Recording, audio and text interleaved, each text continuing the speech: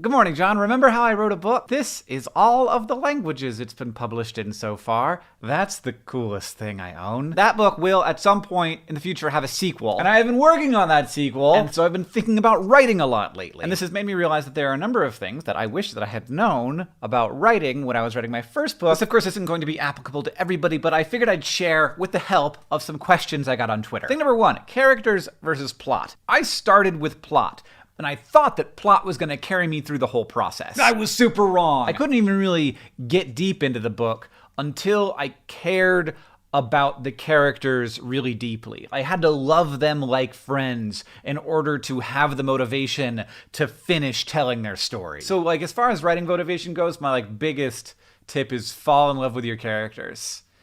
That's all. It's the only thing that kept me going. Thing number two, writing schedules are not a thing that I have. Sometimes I'm pretty busy, sometimes I'm not, sometimes I'm sick. But if I do not write at least 1,000 words a week, the story leaves my brain. I no longer think about it in the shower when I'm taking a walk. And starting back up again becomes a whole process. For me, 1,000 words is like 1 or 2 hours of writing time. And if I don't make that time, I'm not writing the book anymore. And I might not write again for months. Thing number three, also regarding the actual physical process of writing.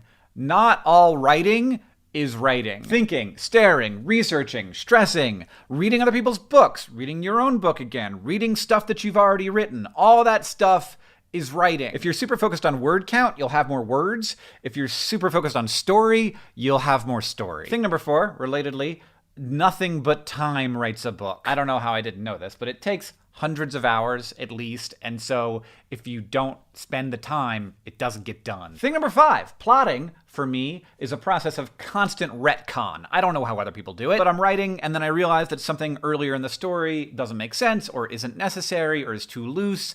And then the first book, I would go back and fix that, which was terrible. One, because I might get further into the story and then have to go back and fix that exact same thing again. It takes 1,000 years to look it up and fix it. It takes you out of your flow. So the second book, I just created a folder in my project file, and it's called Things to Change. And it's just full of stuff I need to change so that I don't miss it in revision. Thing number six, the characters have to be in control. If I'm controlling them, then they aren't real and they're not gonna feel real. Thing number seven, oh my God, why didn't I know this? You don't have to write linearly. This time around, if I'm excited about a scene, I go and I write that scene. And it doesn't matter if it's gonna take place at the last quarter of the book and I'm in the first quarter. When I eventually fill in all the gaps, there's definitely gonna be things that I have to change about that scene. But also everything that I've written up to that point is gonna mesh better with that final destination. And even more importantly, sometimes a scene you're really excited about, they're big scenes, they're important scenes, they turn out that they don't work.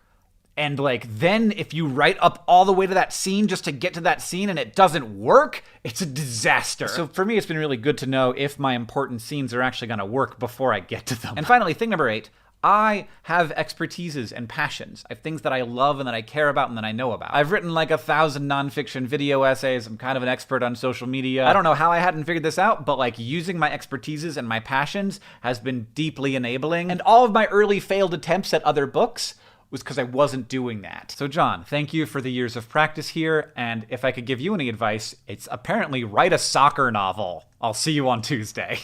I don't have any news regarding the sequel right now, but I am working on it. If you want to hear me talk more about writing, I have a very long video over on Hank's channel where I answer many more questions that I was sent on Twitter. And also the book boxes from Life's Library. We actually make more of those than we're probably going to need just in case anybody needs some replacements. But we're releasing a bunch of those on discount at dftba.com if you want to check that out.